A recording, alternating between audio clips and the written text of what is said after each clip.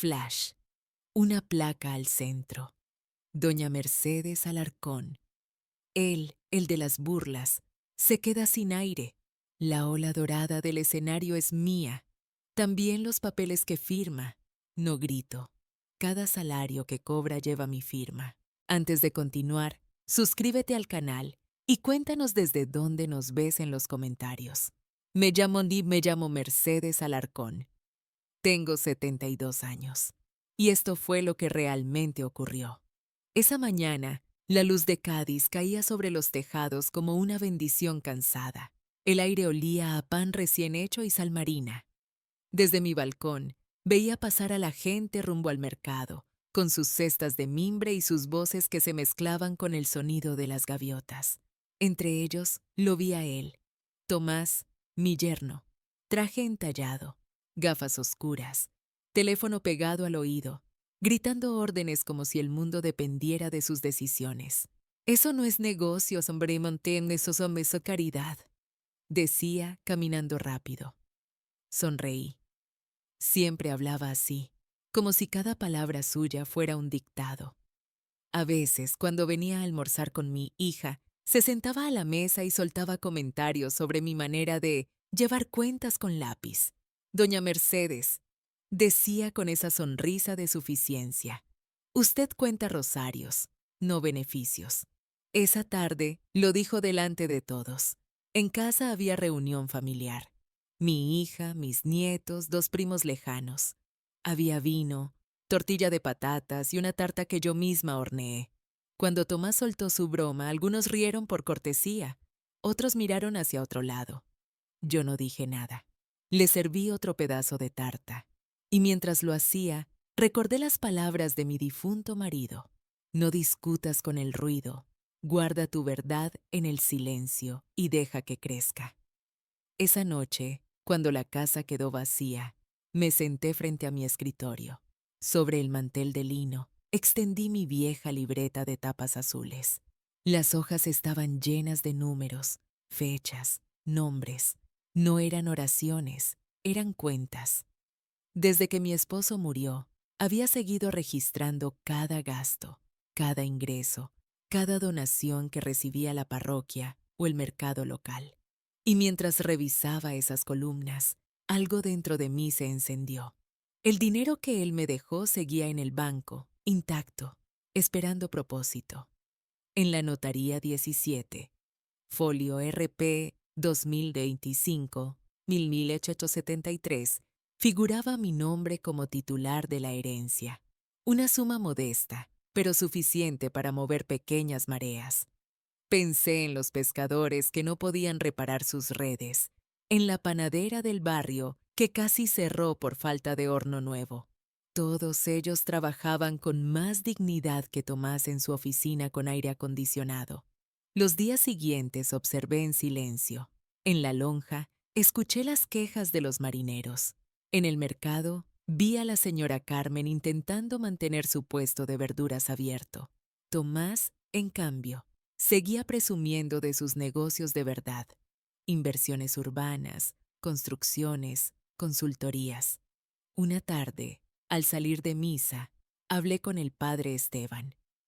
¿Y si ayudamos sin nombres? Le pregunté.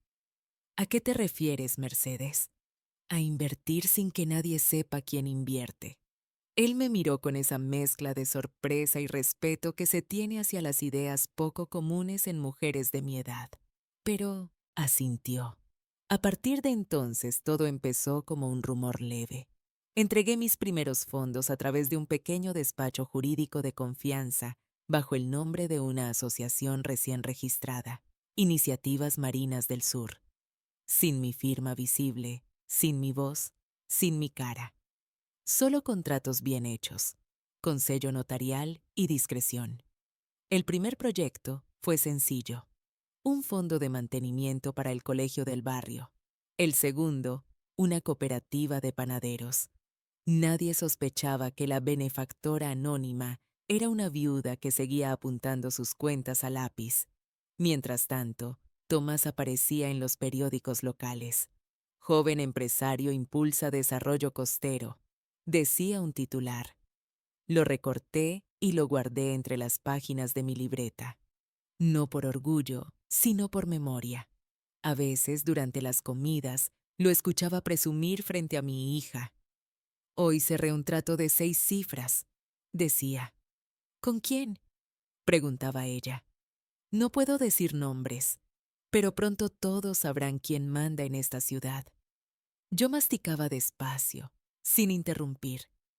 Mis manos arrugadas descansaban sobre el mantel, y mi mente ya iba varios pasos adelante. El padre Esteban me puso en contacto con un abogado de confianza, don Aurelio Márquez, un hombre prudente, acostumbrado a llevar discretamente casos de herencias y fundaciones. Cuando le conté mi idea, sonrió con respeto.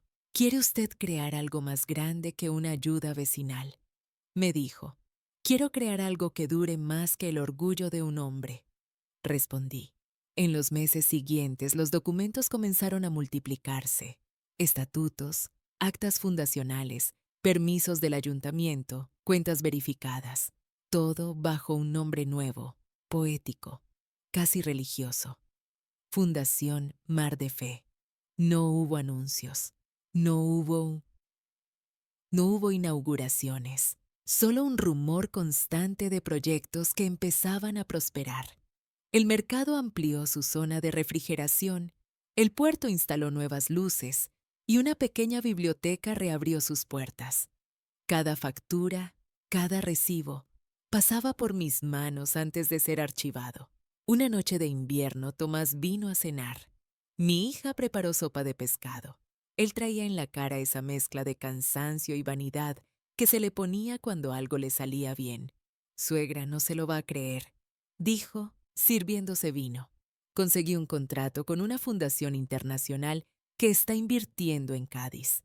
Fundación Mar de Fe se llama. Me ofrecieron la dirección de proyectos. ¡Qué nombre tan bonito!, respondí, moviendo la cuchara. Suena a esperanza. No notó mi sonrisa. Aquella noche, después de que se fueron, abrí el cajón donde guardo las copias notariales. En la primera página, en letras claras, leí mi propio nombre. Doña Mercedes Alarcón de Rivas, presidenta fundadora. Encendí una vela, como hacía cuando mi marido y yo cerrábamos un trato. Y mientras la cera goteaba sobre el plato, pensé en Tomás, en su voz arrogante, en su risa de sobremesa. No necesitaba enfrentarlo. Bastaba con dejar que el mundo siguiera su curso, porque el silencio, cuando se invierte con paciencia, siempre genera intereses. Cuando Tomás firmó el contrato con la Fundación Mar de Fe, aún no lo sabía, ni imaginaba que cada documento que pasaba por su escritorio había sido revisado por mí antes de llegar a sus manos. Lo observaba desde lejos, sin decir una palabra, mientras mi plan crecía con la calma de las mareas. Los primeros meses, su entusiasmo fue desbordante. Llegaba a casa presumiendo de cifras, de reuniones, de viajes a Sevilla y Madrid. Estamos remodelando escuelas, ayudando a cooperativas. Es increíble lo bien que trabaja esta gente, decía.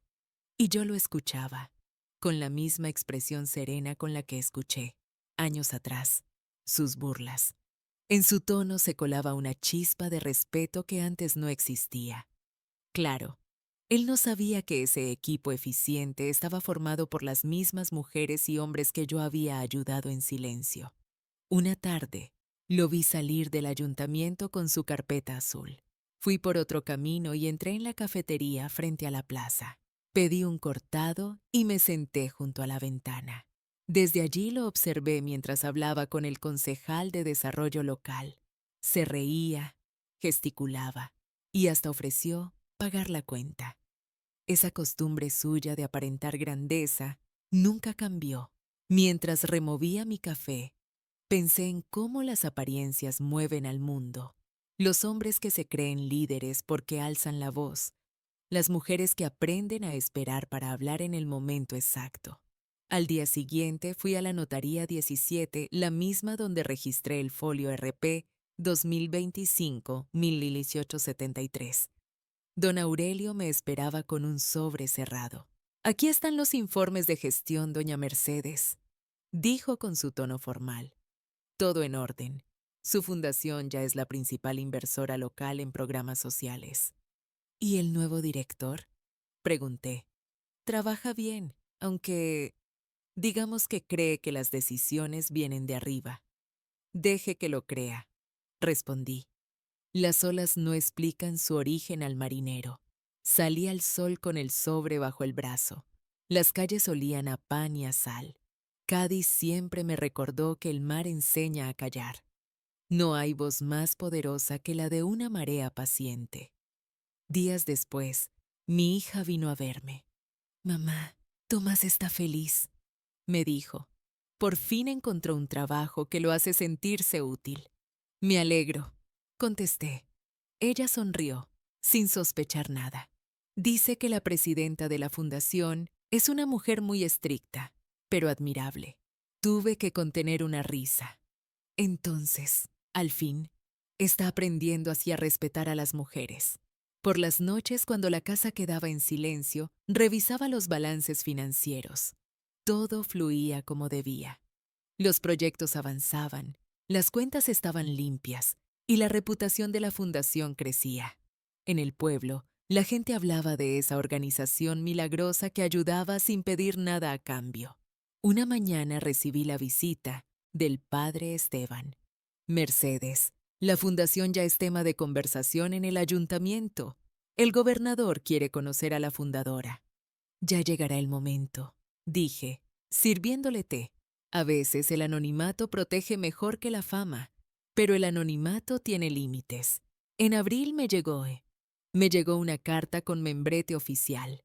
Era una invitación a una ceremonia regional donde se reconocería la labor de la Fundación Mar de Fe, firmada por el gobernador y con presencia de prensa. Recuerdo haber sostenido aquella carta durante minutos, sin moverme. Era la primera vez que mi nombre debía aparecer públicamente vinculado a la organización. Y, paradójicamente, el encargado del evento sería Tomás. El día de la ceremonia amaneció claro, con una brisa fresca que traía olor a limones y a puerto. Me vestí con un traje gris perla y un broche antiguo, regalo de mi marido, en nuestro aniversario número 30. Cuando llegué al salón de actos del ayuntamiento, todo estaba dispuesto. Las banderas, las flores, los micrófonos. Tomás caminaba de un lado a otro, revisando detalles, saludando a funcionarios, ajustándose la corbata. No me vio entrar. Me senté en la segunda fila. En el escenario, un cartel enorme mostraba el logotipo de la fundación, una ola dorada sobre fondo azul. Mi diseño. El gobernador tomó la palabra. Hoy reconocemos a quienes han transformado el sur de Cádiz con su compromiso y visión, dijo, y sobre todo a la mujer que lo hizo posible, doña Mercedes Alarcón, fundadora de la Fundación Mar de Fe. Los aplausos llenaron la sala. Vi a Tomás quedarse inmóvil. Su sonrisa se congeló en el rostro. El gobernador me invitó al estrado. Caminé despacio, con la dignidad de los años bien vividos. Cuando me entregaron la placa, miré al público. Mis ojos se cruzaron con los suyos. Bajó la mirada. Este reconocimiento, dije al micrófono, no es para mí. Es para todos los que alguna vez creyeron que una mujer mayor no podía entender de negocios. Hoy trabajamos juntos para demostrar lo contrario. El aplauso fue largo, pero el silencio de Tomás valió más que todos los elogios. Al final del evento, se acercó a mí. Suegra, yo no sabía. No tenías por qué saberlo, le interrumpí. El aprendizaje llega cuando uno trabaja, no cuando presume. Esa tarde, regresé a casa caminando. El cielo se había cubierto de nubes y el aire olía a lluvia. Encendí una vela frente al retrato de mi esposo. Lo logramos, viejo, susurré. Sin gritar, sin humillar, sin perder la fe. Tomás siguió en su puesto, trabajando con más humildad. Nunca mencionó aquel día, pero desde entonces, cada vez que entraba en mi casa, lo primero que hacía era besarme la mano. A veces, mientras firmo nuevos documentos en el escritorio, escucho su voz desde la oficina del puerto, atendiendo llamadas para la fundación, y sonrío, porque la verdadera venganza no fue hacerlo caer, sino enseñarle a construir. Y porque, aunque él nunca lo sepa, cada salario que cobra lleva mi firma. Cuando el eco de aquella ceremonia se apagó, el pueblo entero parecía mirarme con otros ojos. En el mercado, las mujeres me saludaban con orgullo. En la parroquia, el padre Esteban me lo llamaba nuestra empresaria santa. Yo sonreía con discreción, pero dentro de mí, el silencio seguía siendo mi escudo. Tomás, en cambio, vivía en un torbellino de incomodidad.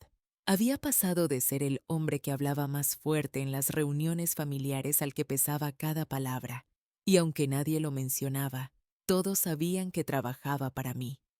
Un día de verano, mientras esperaba el tranvía, lo vi salir de la oficina de la fundación. Caminaba con la chaqueta en la mano y el cuello sudado. Se detuvo frente a un grupo de jóvenes voluntarios que cargaban cajas con el logo azul. «Tened cuidado con los documentos», les dijo, sin levantar la voz.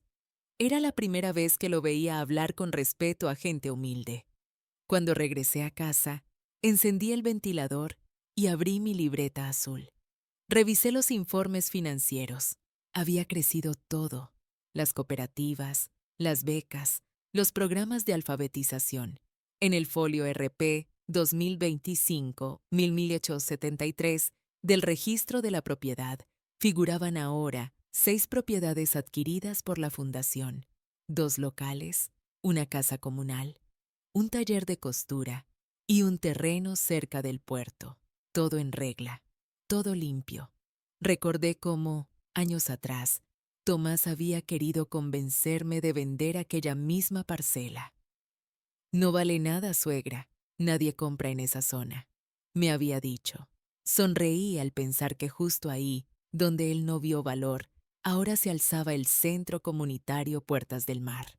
Una tarde, recibí una llamada de don Aurelio, el abogado. «Doña Mercedes, hay un pequeño inconveniente. El nuevo proyecto de vivienda social necesita la firma del director de operaciones. Y él no sabe que usted tiene derecho de veto». «Déjelo como está», le respondí. «Prefiero que aprenda a consultar antes de decidir». Ese mismo día, Tomás llegó a casa con expresión de duda. «Mamá Mercedes», dijo sin mirarme directamente, «hubo un pequeño contratiempo con el nuevo proyecto. Al parecer, la presidenta tiene poder de revisión directa sobre mis contratos». «Qué interesante», respondí sirviendo café. En los negocios serios, las decisiones importantes nunca son de uno solo. Asintió, incómodo. Bebió despacio. No se atrevió a preguntar más. Mi hija lo observaba con cierta ternura. «Tomás ha cambiado», me dijo una noche. «Ya no presume tanto. A veces el trabajo enseña lo que las palabras no pueden». Le contesté. Los meses pasaron y la fundación se convirtió en un modelo regional. Las noticias hablaban de la red invisible que reactivó la economía de Cádiz. Recibíamos invitaciones de universidades y asociaciones empresariales. Yo asistía a algunas, siempre acompañada por mi bastón de marfil y una sonrisa contenida.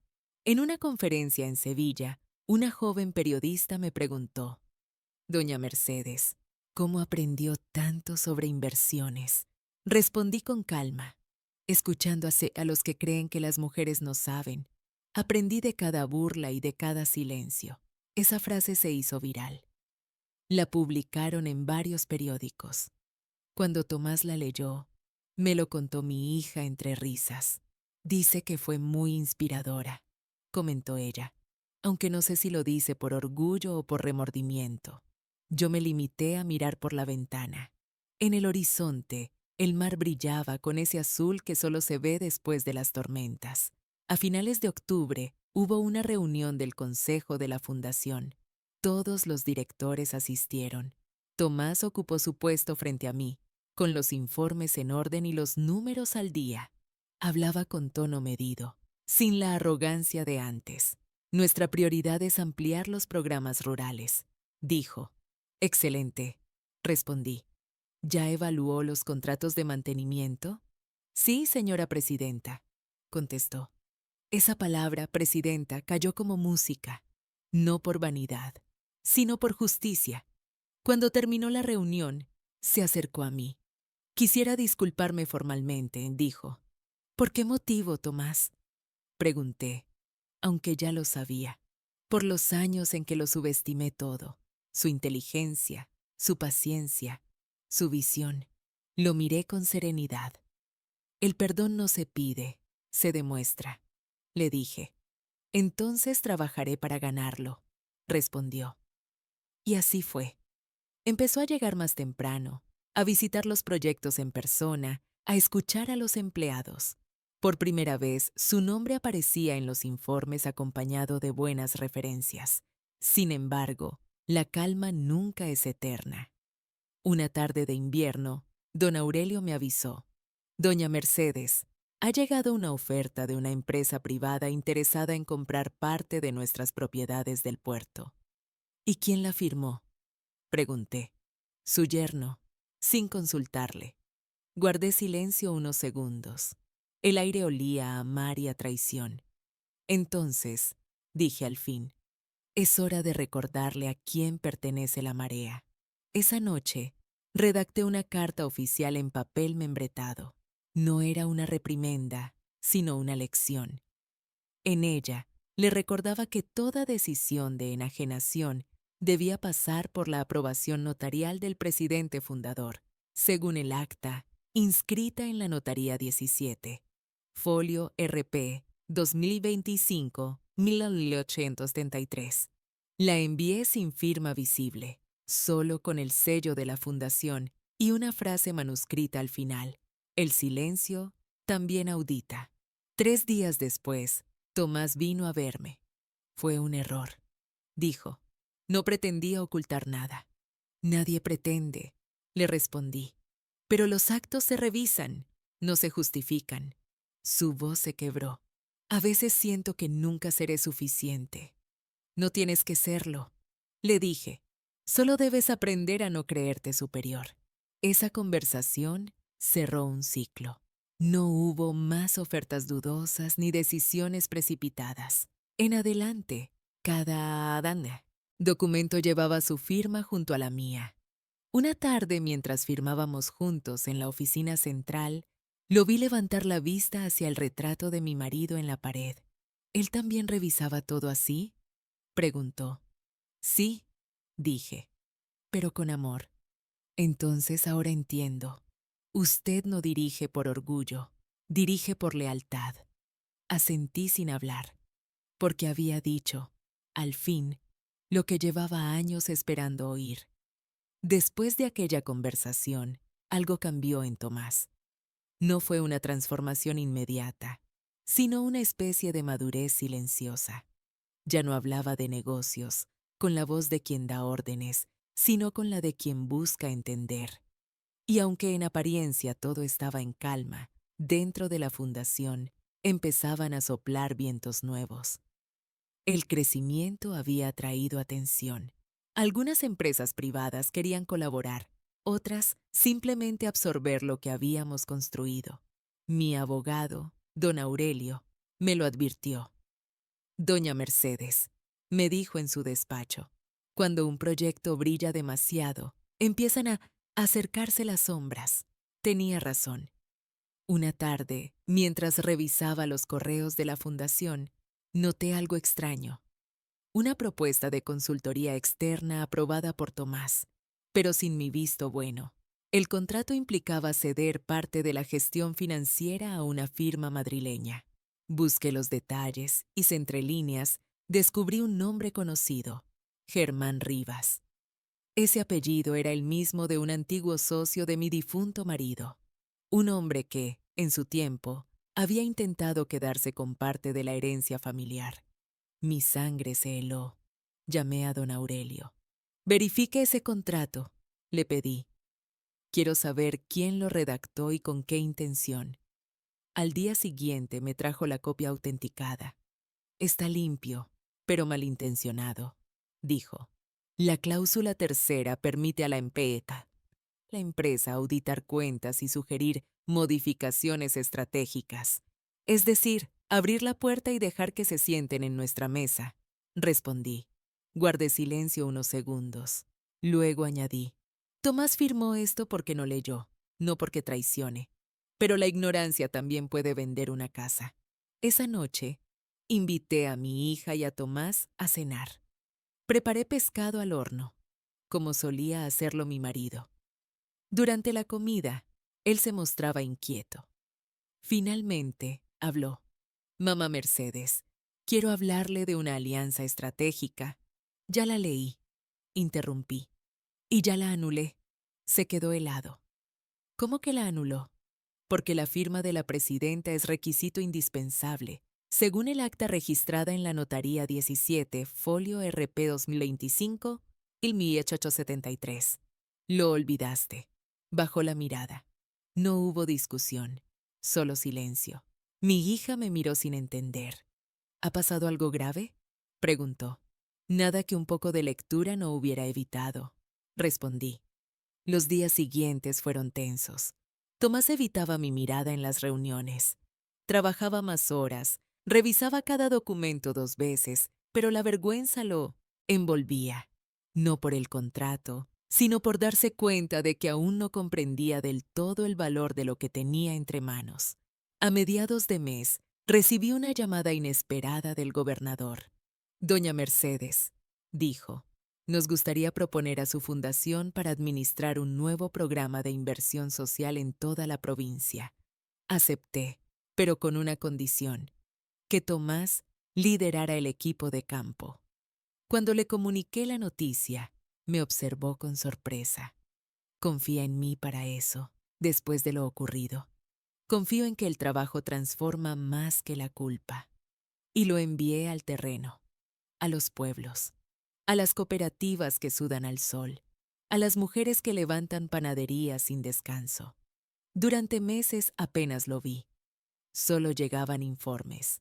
Proyecto San Antonio, avance del 70%. Centro de Oficios La Esperanza, inauguración prevista en mayo. Cada semana, su escritura se volvía más precisa, más humana. Ya no hablaba de ganancias, sino de impacto. En junio, regresó a Cádiz. Entró a la oficina con el rostro curtido por el sol y una serenidad nueva. He aprendido más en 3 meses que en toda mi carrera, me dijo. ¿Y qué fue lo que aprendiste? Pregunté. Que dirigir no es mandar, es cuidar. Por primera vez, vi en sus ojos el reflejo de algo parecido a humildad. Aquel verano, la fundación celebró su 5º aniversario. Organizamos un acto en el puerto, frente al edificio que alguna vez fue un almacén abandonado y ahora albergaba nuestra biblioteca comunitaria. Las luces colgaban de los balcones y el aire olía a pan dulce y a mar. Tomás subió al estrado. Hace años, dijo ante el público, yo creía que el éxito era cuestión de títulos. Hoy sé que el verdadero éxito se mide en manos que trabajan y rostros que sonríen. Sus palabras arrancaron aplausos sinceros. Al final se acercó a mí y me entregó una carpeta. Dentro había un documento con mi nombre y el suyo. Una propuesta para crear una nueva línea de microcréditos para mujeres emprendedoras. No lo firmé. Dijo, quiero que lo revise usted primero. Lo miré y sentí algo que hacía tiempo no sentía por él. Respeto. Esa noche de regreso en casa, encendí mi vela frente al retrato de mi esposo. ¿Ves? Le dije en voz baja. A veces la fe no cambia al mundo, solo cambia a una persona, y eso ya basta. El mar sonaba al fondo, suave, persistente, como si la marea misma aprobara mi silencio. El otoño trajo consigo una calma engañosa. Cádiz olía a humedad, a madera vieja y a hojas mojadas. En la oficina de la fundación, el ritmo seguía constante. Proyectos nuevos, informes, llamadas.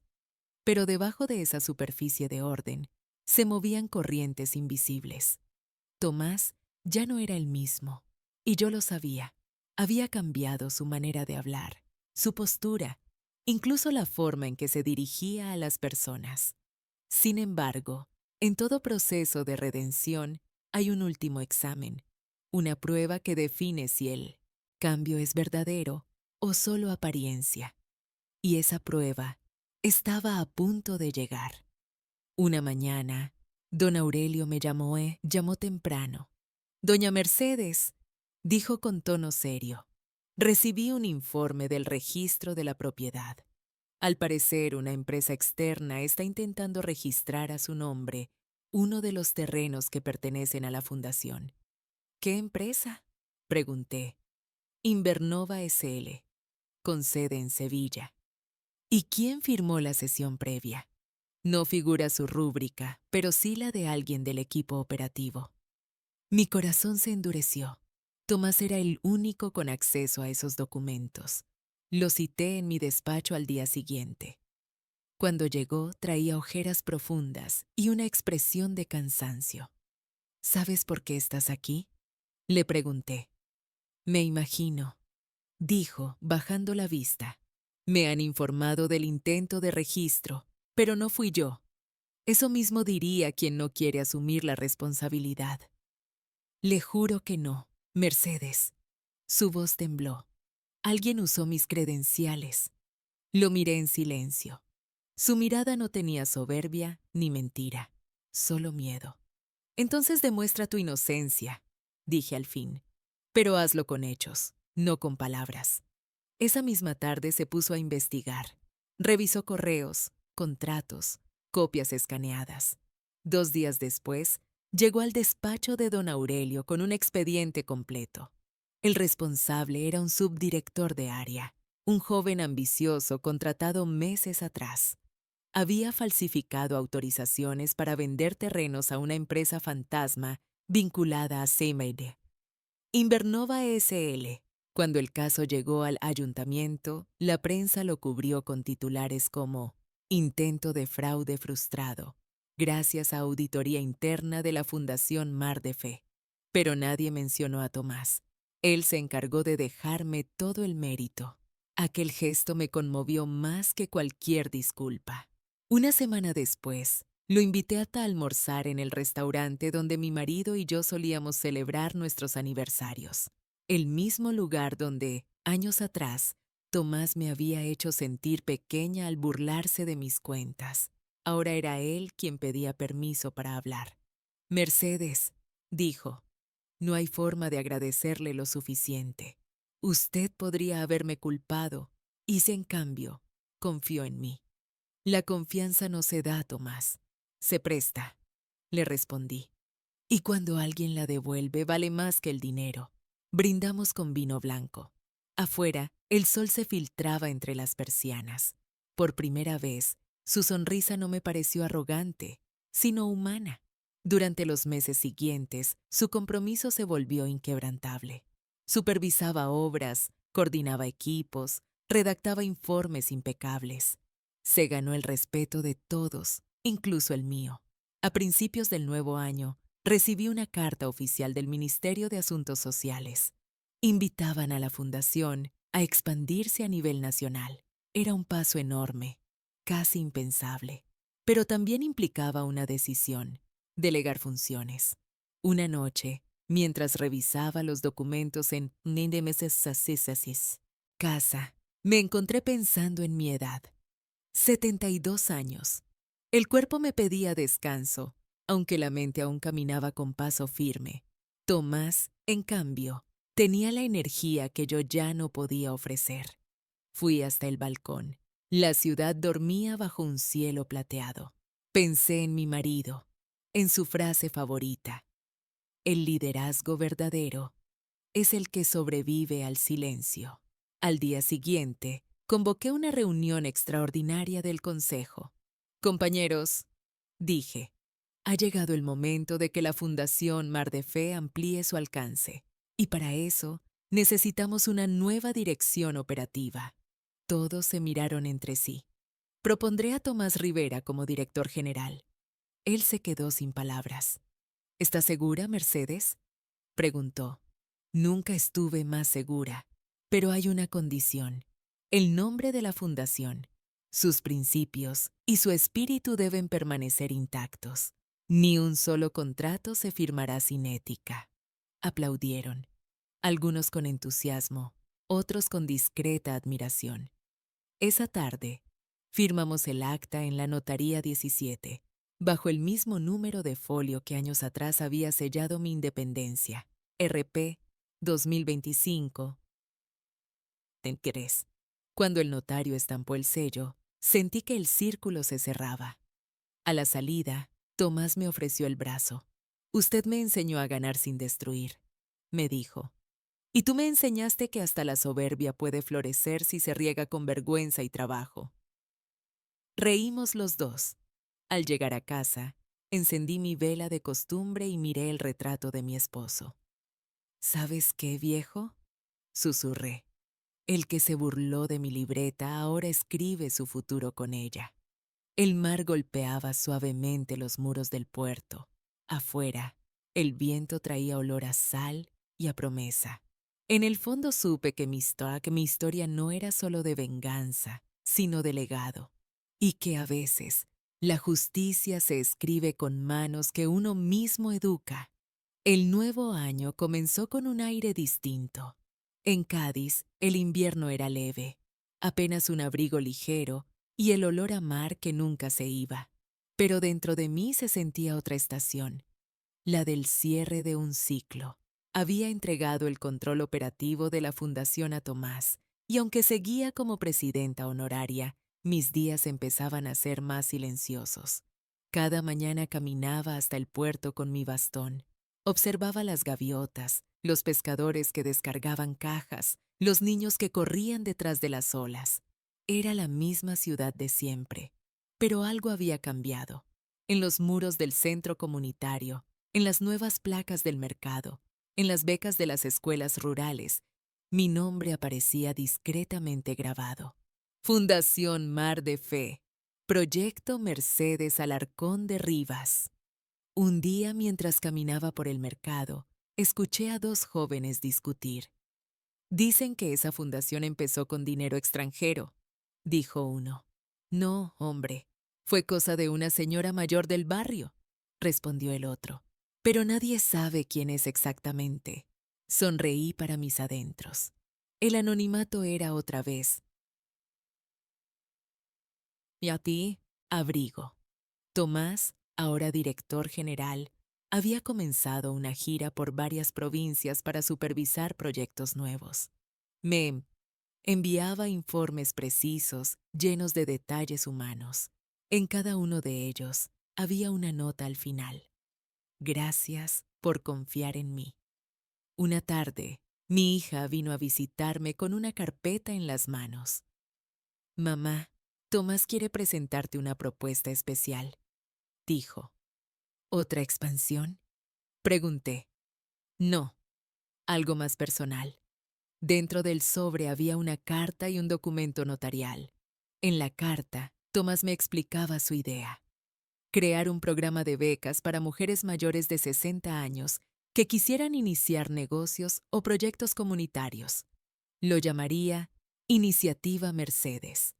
Me quedé en silencio largo rato. Una beca para las que aún tienen sueños cuando los demás las dan por acabadas. Así decía una línea del proyecto. Esa noche, volví a abrir mi vieja libreta azul. Las mismas páginas donde alguna vez escribí los primeros números, las pequeñas inversiones, los nombres de los pescadores y panaderos. En el margen vacío, añadí una nueva anotación. Iniciativa Mercedes. Aprobada. Al día siguiente lo cité en la oficina. ¿Qué pretende con esto?, le pregunté, aunque ya sabía la respuesta. Hacer lo que usted hizo conmigo, respondió él. Dar oportunidad a quienes el mundo ya no escucha. Su voz no tembló, su mirada tampoco, y en ese momento entendí que la lección había germinado. Durante los meses siguientes el programa se volvió un fenómeno. Mujeres que habían pasado su vida cuidando hijos, tejiendo o vendiendo en pequeños puestos, empezaron a abrir panaderías, talleres de costura, huertos. El nombre de la fundación sonaba en toda Andalucía. Y aunque yo seguía al margen, todos sabían quién había sido su raíz. Una tarde, al revisar los reportes mensuales, noté una transferencia sin destino claro. No era grande, pero tampoco menor. 4.200 euros a una cuenta nueva en Madrid. Tomás estaba de viaje, así que llamé directamente a don Aurelio. Verifique ese movimiento, le pedí. No quiero sorpresas. Al día siguiente volvió con el informe. No hay error, doña Mercedes. Ese dinero se destinó a una donación privada. ¿De quién? De usted. ¿Cómo? Tomás lo hizo a su nombre, a una residencia de ancianos en la que, según él, vivió su abuela. Me quedé muda. Era un gesto tan sencillo, tan limpio, que me costó imaginar al hombre altanero que conocí años atrás. Días después, cuando regresó de su viaje, vino directo a verme. No le pedí permiso para hacer esa donación, me dijo, pero quería agradecerle de una forma que tuviera sentido. Lo único que tiene sentido, Tomás, es que cumplas lo que empiezas, le respondí. Él asintió y dejó sobre la mesa una pequeña caja. Dentro había un bolígrafo de plata con mi nombre grabado. Para que siga escribiendo, dijo. Acaricié el metal frío. Pensé en mi marido, en su libreta de contabilidad, en la manera en que cada cifra era una historia, y comprendí que mi venganza no había sido solo económica, sino pedagógica. Lo que alguna vez comenzó con burla, había terminado con legado. Esa noche, antes de dormir, escribí una última línea en la libreta. El respeto no se hereda, se enseña. Y cerré el cuaderno con una paz que no conocía desde hacía años. Los primeros meses del programa Iniciativa Mercedes fueron un torbellino de esperanza. Cada semana llegaban solicitudes de mujeres de toda Andalucía, costureras que querían abrir talleres, maestras jubiladas con ideas de alfabetización, cocineras dispuestas a montar comedores populares. Tomás supervisaba todo con una disciplina que jamás le había visto. Yo lo observaba desde la distancia, asistiendo solo a las reuniones claves. Ya no necesitaba intervenir. El motor funcionaba solo, con ritmo firme, con ética. Y sin embargo, algo dentro de mí sentía el temblor de lo inevitable. Ninguna estructura, por noble que sea, escapa a la envidia. Una tarde, mientras tomaba café en el patio de mi casa, llegó don Aurelio. Traía el ceño fruncido. Doña Mercedes, temo que deba ver esto, dijo, extendiendo un sobre marrón. Dentro había copias de correos anónimos enviados al ayuntamiento y a varios medios locales. Acusaban a la fundación de lavado de dinero. El remitente usaba un seudónimo, pero las insinuaciones eran claras. Hablaban de una red de favores manejada por una anciana con contactos políticos. Es un intento de difamación, añadió Aurelio. Pero debemos actuar rápido. ¿Sabe Tomás? Pregunté. Aún no. Esa noche lo llamé. Ven a casa mañana temprano. Le pedí. ¿Pasa algo? Solo ven. Cuando llegó puse los documentos sobre la mesa. Los leyó sin parpadear. Luego levantó la vista. Esto viene de dentro, dijo. ¿Lo crees? Sí. Alguien del equipo busca su puesto, o el mío. Durante los días siguientes revisamos cada movimiento bancario, cada contrato, cada correo. Todo estaba en orden. Pero la duda es un veneno sutil. Aunque la verdad se mantenga limpia, el rumor ensucia lo invisible. La noticia corrió. Los periódicos publicaron titulares ambiguos. Sombra de irregularidades en la Fundación Mar de Fe. ¿Caridad o negocio encubierto? Mi hija lloró al leerlos. Mamá, no te mereces esto, dijo. Nadie se merece la calumnia. le respondí, pero a veces es el precio del éxito. Tomás, sin embargo, reaccionó de otra forma. Convocó una auditoría pública, invitando a los medios a presenciarla. No tenemos nada que esconder, dijo frente a las cámaras. Y si alguien lo duda, que venga y revise cada factura. La transparencia fue nuestra mejor arma. En 2 semanas, el escándalo se desmoronó. El informe oficial confirmó la limpieza de nuestras cuentas. La reputación de la fundación salió reforzada, y el rumor se apagó con la misma rapidez con que nació. Una noche, después de la auditoría, Tomás vino a verme. No traía papeles ni preocupaciones, solo vino. ¿Sabe qué pensé mientras hablaban los auditores? Me preguntó. ¿Qué? Que si no fuera por usted, hoy yo estaría del otro lado, inventando excusas, no buscando justicia. Le sonreí. La redención también es un negocio, Tomás, pero en ese no se ganan cifras, se ganan almas. Pasaron los meses. La fundación siguió creciendo, y yo empecé a retirarme poco a poco. Dejé que otros tomaran la voz, que nuevas manos escribieran los informes. Mi presencia se volvió simbólica, una firma en el membrete, una sombra en los pasillos. Pero un día recibí una llamada artesamada inesperada del ministerio. Doña Mercedes, dijo la voz del funcionario, el gobierno desea otorgarle la medalla que al mérito social. Guardé silencio unos segundos. ¿Y si la recibe mi director general en mi nombre? Pregunté. Por supuesto, si así lo desea. El día de la entrega fue un sábado de primavera. Tomás subió al escenario en Madrid, con traje oscuro y el corazón en la garganta.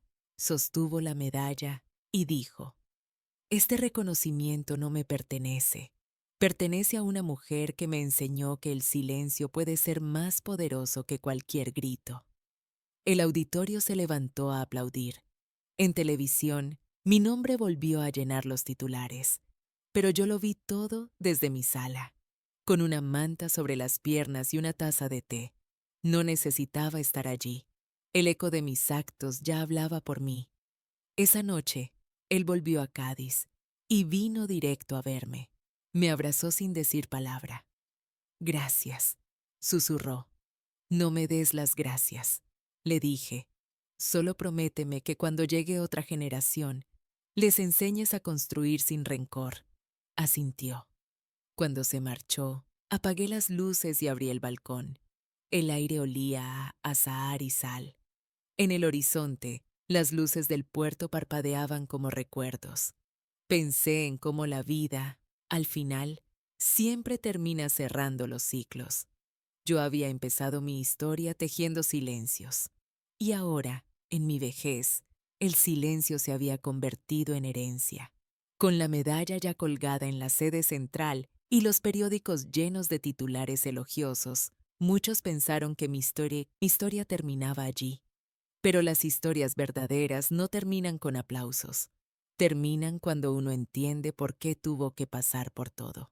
En los meses siguientes comencé a escribir mis memorias, no para publicarlas, sino para ordenar mi alma. Cada capítulo era un recordatorio de la burla, del silencio, de la paciencia, del momento exacto en que la justicia dejó de doler. Mientras tanto, Tomás continuaba al frente de la fundación. Su trabajo era impecable. Había conseguido alianzas con universidades y con pequeñas cooperativas de América Latina. Su nombre aparecía en conferencias, en artículos, en entrevistas. Pero lo que más me conmovía era cómo hablaba de mí. Todo lo que sé de negocios lo aprendí de mi suegra. Decía en cada ocasión.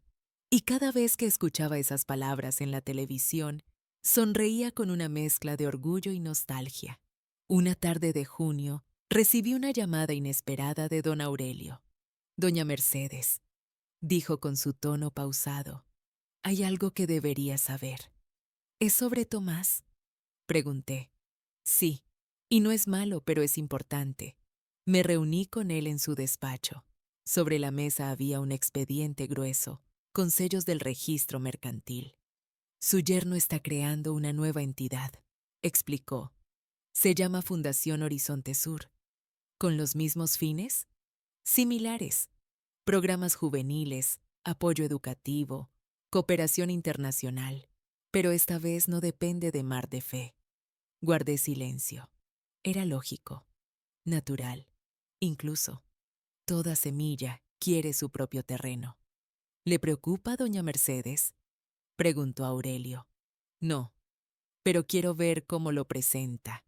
Unos días después, Tomás vino a visitarme con la mirada baja. Sé que ya lo sabe, dijo. Los rumores viajan más rápido que las gaviotas, respondí. No quiero que piense que la estoy reemplazando. Solo quiero multiplicar lo que usted empezó. Entonces hazlo bien, le dije. Pero nunca olvides que las raíces no se arrancan para crecer, se multiplican bajo tierra. Sonrió con alivio. He registrado todo correctamente. Incluso mencioné en el acta fundacional que Horizonte Sur nace del espíritu de Mar de Fe. Esa frase me bastó. En las semanas siguientes, vi cómo su nuevo proyecto empezaba a florecer. Las noticias hablaban de su liderazgo joven, de su visión moderna. Algunos decían que era la versión renovada de la obra de doña Mercedes. Otros, más fríos, insinuaban que yo estaba quedando en el pasado. Una noche mi hija me mostró un reportaje de televisión. En él un periodista le preguntaba a Tomás si su nueva fundación buscaba reemplazar la anterior. Él respondió con calma. No se reemplaza un mar, solo se extienden sus orillas. Apagué el televisor con una sonrisa. Esa misma semana recibí una carta suya. Dentro había una fotografía. Él, junto a un grupo de jóvenes voluntarios en Colombia, inaugurando una biblioteca con el letrero Proyecto Cádiz, Mar de Fe, Horizonte Sur. Detrás de la foto una línea escrita a mano. Todo empezó con su libreta azul. La sostuve largo rato entre mis dedos. El aire olía a madera húmeda, a tinta y a memoria. Unos días después, tomé un tren hacia Sevilla. Llevaba conmigo mi libreta y una pequeña caja. Quería dejar algo en la Notaría 17, donde todo había empezado. Allí, con la ayuda de Aurelio, redacté un documento, una carta sellada para abrir solo después de mi muerte. En ella dejé escrito lo esencial. El silencio es la forma más sabia de inversión. Que quien lea esto recuerde que el respeto no se exige, se demuestra. El notario la archivó bajo el mismo número de siempre. Folio RP 2025.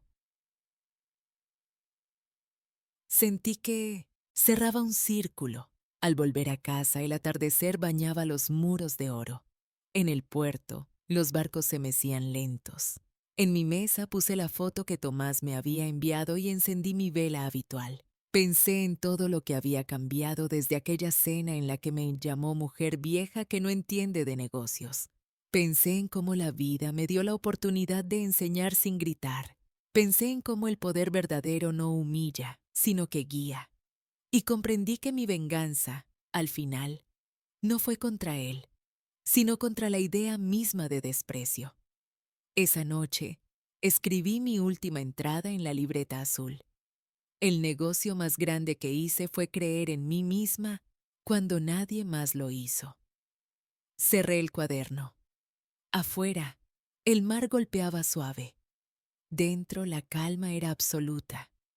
El verano siguiente llegó tibio y luminoso. Cádiz se llenó de turistas, guitarras en los callejones y olor a sardinas asadas. Pero yo ya no salía tanto.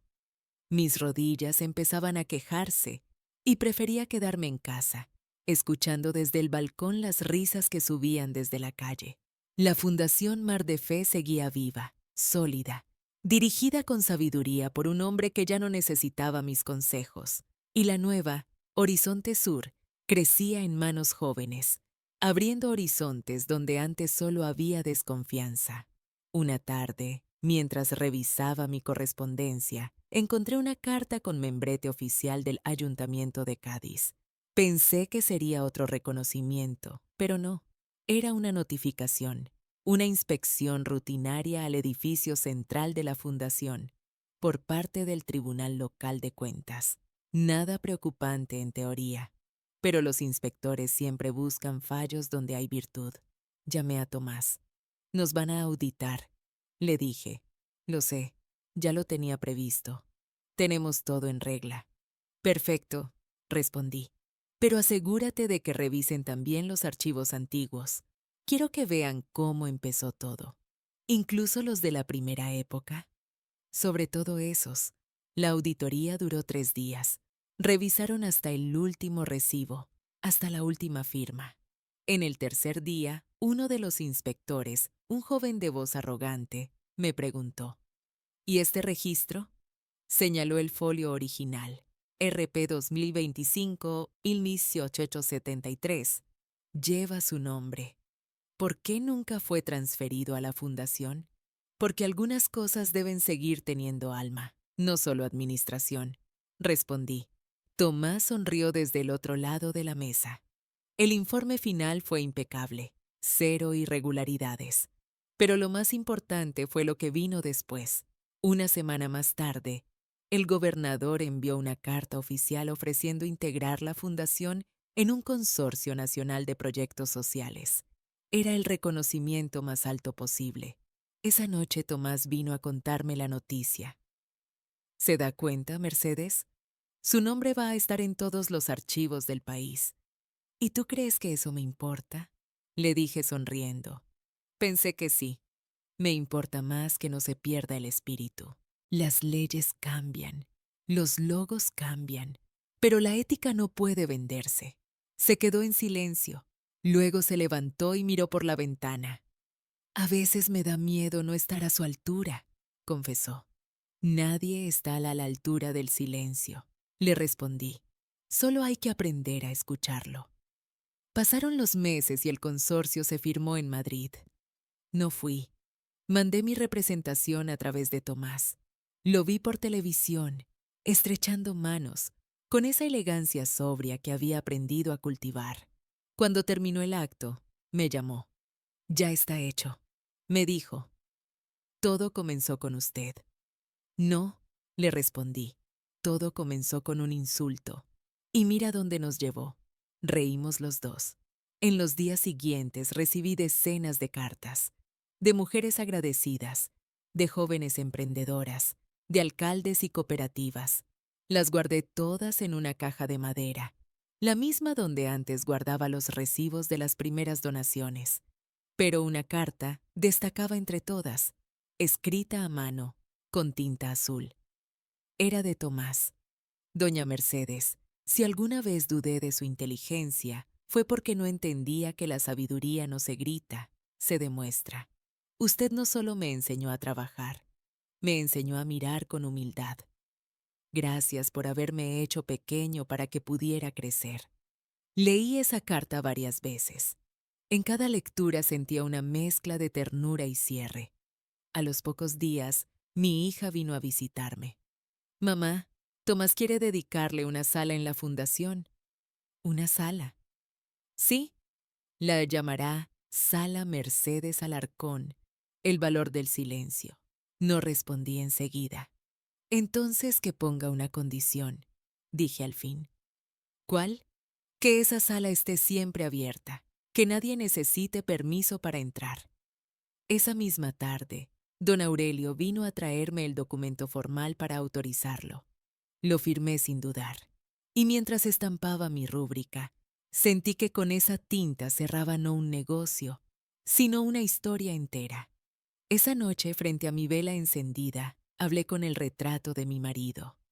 Viejo, ¿recuerdas cuando dijiste que el respeto se gana en silencio? Pues parece que tu lección germinó en toda una generación. El viento del mar entró por la ventana. Traía olor a sal, a pan, a tiempo.